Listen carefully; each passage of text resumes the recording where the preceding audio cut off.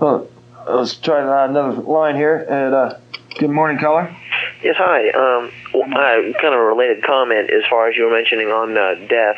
Sure. One thing with people, and you had mentioned about the loss of a loved one, is that with people who are religious, a lot of times people will have questions like, well, why did it have to happen to this particular person? And religious people would say, well, this is God's way of saying something or doing something. And that's a concept that I personally don't necessarily agree with, because I lost my wife last year at the young age of 29. And I still, think that there were things that could have done differently. She had a long-standing illness, and people in her family who are very religious think that it was God's way of now, I myself personally am not an atheist. However, my beliefs are kind of in a state of gestation, let's say. But as far as that's concerned, they said, well, God felt it was the better thing to do.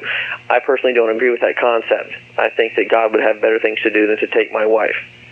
But another item also to go along with that is, like you said, it's kind of difficult if you're a person who is an atheist to make sure that your family, because funerals really are for the living, not for the dead.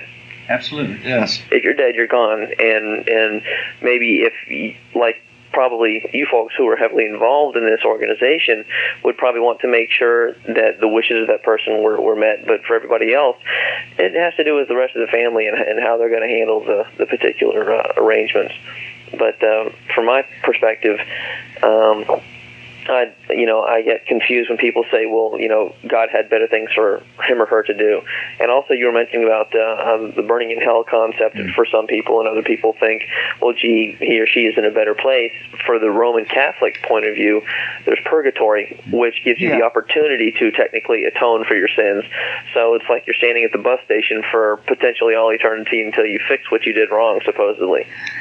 And I don't know where they came up with that whole concept, but it's their own little safety valve. And limbo, too. Same thing. If you're not baptized, we have a place for you, too. Right. Well, then again, that depends on your particular religious outlook also. Some of them say that, gee, if you were never baptized, that's why Catholics baptize you at a young age. But then Baptists believe that you have to be saved because it has to be a cognizant decision that, gosh, you're going to change your life now that you're 14 or 15 or even older. Normally they won't baptize someone who's too much younger unless they can really outwardly make a decision that they think that let's go to Jesus kind of a concept. All right. And it brought up some excellent points there.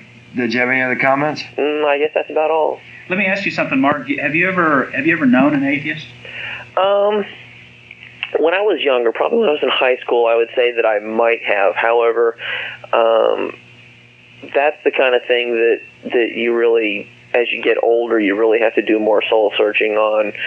Someone, I would say, and this is not to throw bad comments on someone who's younger, but that's just the kind of thing that even somebody who might possibly be a committed atheist might still occasionally have questions about their beliefs like that, because that's an ongoing internal battle. That's what makes us human. Well, one thing I found that, especially now that came out of the closet, I guess, or whatever, with my own TV show and everybody knows I'm an atheist. Sure. That they catch the little things I say from day to day or whatever, I was, like the other day I was saying something, I was so happy about something, I was in heaven, and right. And the guy's like, aren't you an atheist? And it's like, yeah, you're right, I don't know where that came from. It's because it's just little slips, that does that mean that you can't like the band Nirvana? Oh, yeah, well. Concepts like that. Who thinks of religion at that point, right? Right. But still the idea anyway. But I don't know how familiar you guys are with Carl Sagan, and he wasn't necessarily an atheist by any means, but he was constantly in search of what his own religious beliefs were. And I found him somewhat of a source of inspiration just because he was always searching for, what is the truth, the eternal truth. And one thing that I think is it's very human of us to constantly question.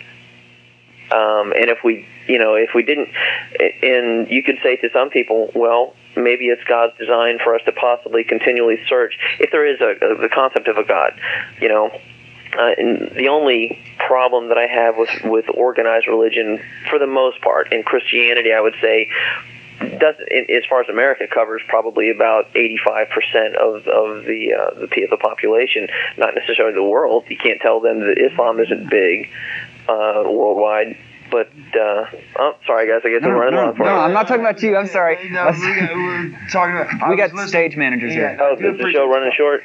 Well, almost We time. do have several callers on the line. I apologize. All right, thanks, guys.